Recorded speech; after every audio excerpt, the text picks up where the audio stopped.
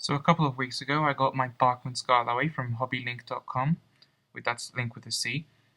This is the packaging here. It's the standard block of ice packaging, which I think Bachmann UK usually does. Inside, you've got your instruction manual for disassembly and the warranty card, of course. I also bought some rolling stock, and these are the packages that it came in. They're big plastic boxes, which have actually cannibalized now to use as storage, as you can see here. So now onto the aesthetics of the engine.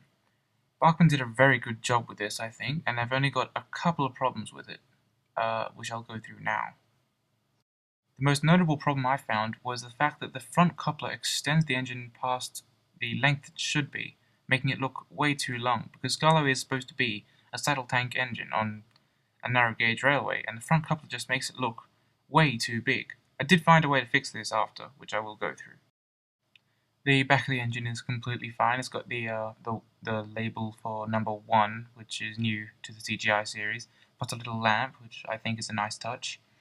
The back coupler is completely fine lengthwise. I don't see why the front coupler makes that much of a difference, but to me it does. You may have a different opinion on that. The face is a very accurate representation of the CGI era face, which is good if you do like the CGI era, but I personally prefer the classic series. But obviously they wouldn't make a model with an old classic face nowadays because, I mean, it's been ages since we've seen that face on a model. But apart from that, the eyes, I think they could have done slightly better because the eyeball, I suppose, is a bit too dark. It's the same color as the face. I would have preferred if it was more white, but that's something I can live with. The rest of the front of the engine looks perfect, I suppose. The only other problem I do have with looking at the front of the engine is the fact that the front windows are actually covered up for some reason. I don't actually see a reason for this to be so, but it is. Especially since the back windows are open. I mean, I can live with this, but I really don't understand why they didn't just open them up. The whistle and coal look very accurate to the CG series, which is brilliant. But one thing is, you can kind of see it now.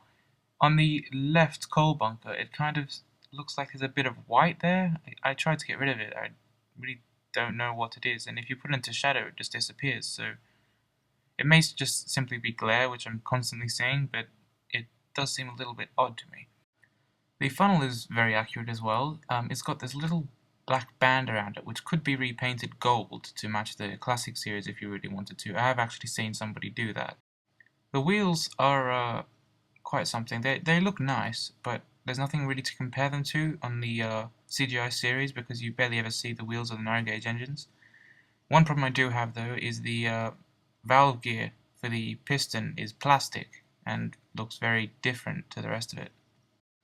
And also you can see it here, the pinstriping on the piston kind of stops before you get to the top. I don't think this is accurate, and it kind of is a little bit bothersome to me. But I will live with it, of course, there's nothing much I can do. Another thing is the pinstriping all over the model does seem a bit silver, more than white, which is odd.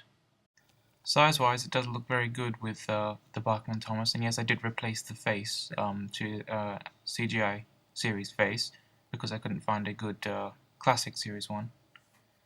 And here's a little bit of a side-on size comparison, just in case you're wondering how tall you need to make tunnels or something like that. So now I'll show you how it runs. At high speeds, it does look very nice, of course, except the starting of an engine is quite sudden. There's no build-up like I can get with a HO engine. And at slow speeds, it goes a bit jittery. You can kind of see it in this footage here. It's not smooth, it starts-stops. This may be due to the controller I'm using there, which is the old Hornby one, since before, I think mid-2000s when they changed it. And as I said before, I did buy some rolling stock. I got the Bachmann red and blue vans, because that's the only company you can get them from in those colors. And I got the open wagon and the other 2 vans from Pico because they're much cheaper that way. Don't buy open wagons from Bachmann because they're like $63 retail, which is ridiculous.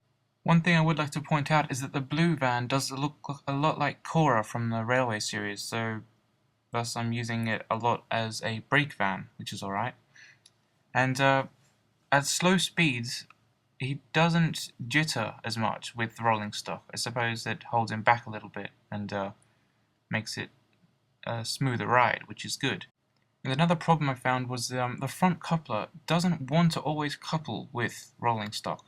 And I did find a solution to this, as well as the solution to the model being too long, is that I simply remove the front coupler. You can just simply pull it out from the socket.